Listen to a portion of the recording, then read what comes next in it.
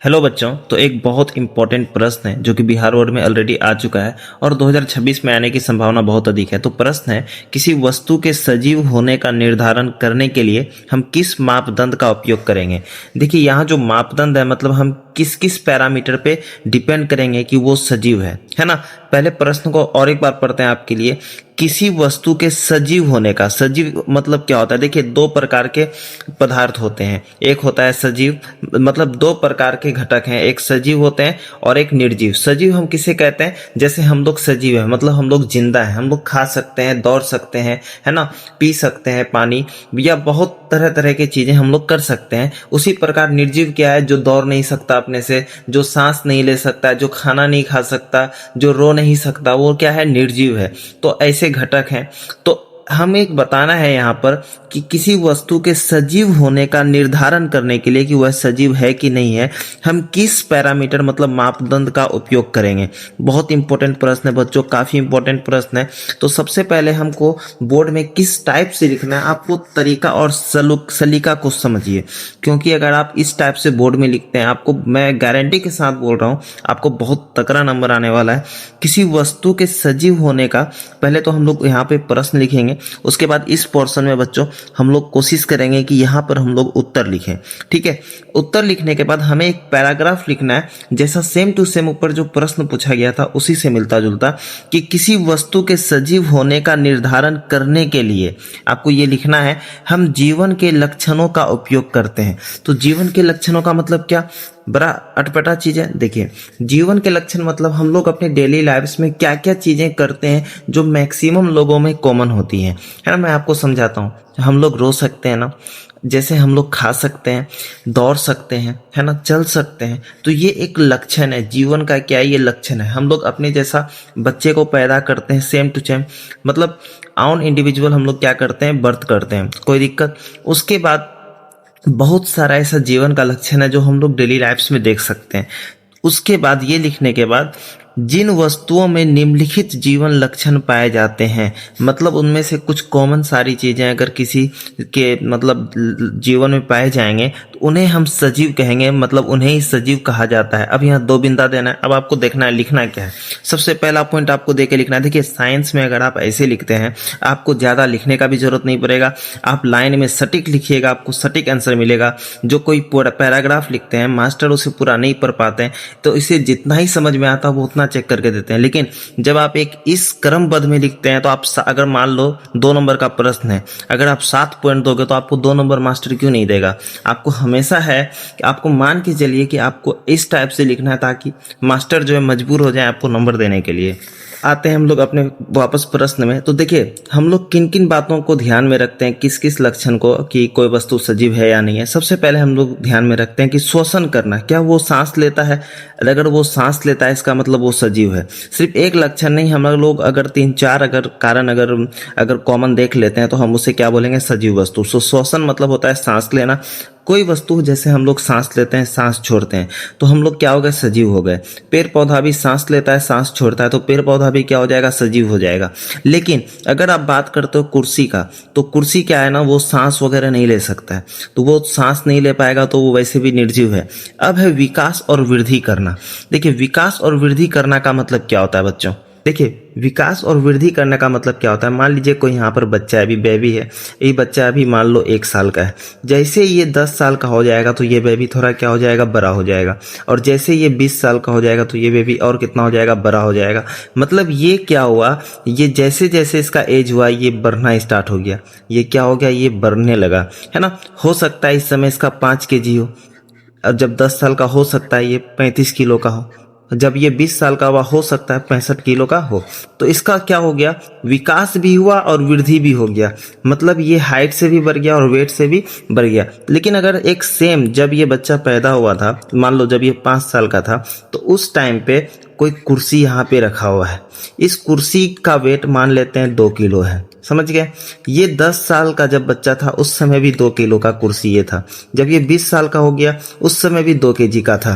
इसका हाइट हम मान लेते हैं 20 सेंटीमीटर है। इस समय भी 20 सेंटीमीटर, इस समय भी 20 सेंटीमीटर और इस समय भी 20 सेंटीमीटर। इसका मतलब उसका हाइट बढ़ा नहीं, सारा चीज कॉमन है। इसका मतलब वो क्या हो गया, निर्जीव हो गया बच्चों।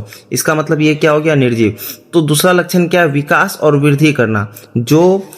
जो भी मतलब वस्तु विकास करे और वृद्धि करे तो वो सजीव होता है बच्चों। जैसे पेड़ पौधा भी बढ़ता है तो वो क्या हो जाएगा, सजीव हो जाएगा, है ना। अब ऐसा नहीं कि बादल भी बढ़ा तो बादल को सजीव बोल देंगे, नहीं, एक कारण से हम लोग नहीं बोल सकते हैं। निम्नलिखित हम लोग कॉमन सा लक्षण देखते हैं, अगर उसमें वो फिट आ गया इसका मतलब वो सजीव हो जाएगा। अब देखिए बच्चों, तीसरा कारण क्या है, तीसरा कारण है उत्तेजना पर प्रतिक्रिया देना।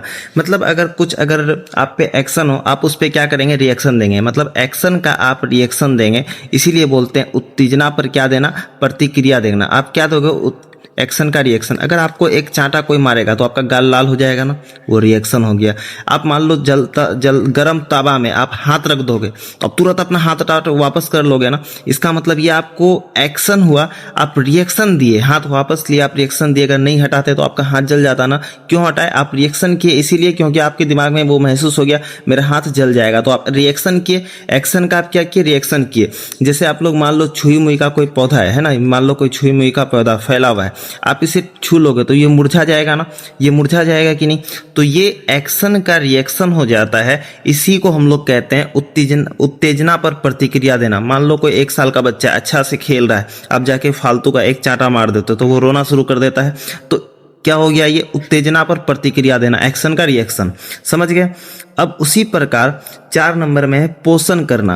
पोषण करना का मतलब होता है आहार लेना या खाना खाना को हम लोग पोषण करना बोलते हैं। जैसे हम लोग खाना खाते हैं ताकि हम लोगों का वृद्धि हो पाए, है ना, हम लोगों का जो शरीर में न्यूट्रिएंट चाहिए वो मिल पाए, ताकि हम लोगों के शरीर में किसी भी तरह का डेफिशिएंसी ना हो। लेकिन एक कुर्सी को आप देखें क्या खाना खाते हुए, उसको दाल भात खाते हुए देखें, नहीं। तो एक जो सजीव जो वस्तु होता है वो क्या करता है, पोषण करता है। जैसे शेर पोषण करता है, कोई जानवर पोषण करता है, पेड़ पौधा पोषण करता है। कैसे करता है, सूर्य से रोशनी लेता है और अपना खाना क्या करता है, बनाता है। समझ में आया।